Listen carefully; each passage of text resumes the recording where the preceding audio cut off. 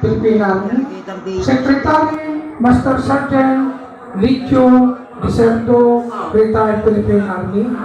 Treasurer, Second Lieutenant Fernando Garin, retired Philippine Army. PIO, Second Lieutenant Gerson Bugayo, retired Philippine Army.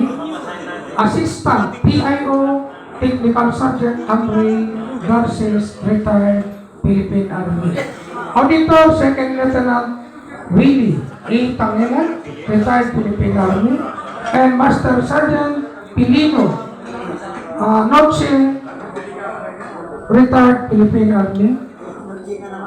Simula noon, we maintain our monthly meeting at pansamantalang nagtigil noong over ang pandemic COVID-19.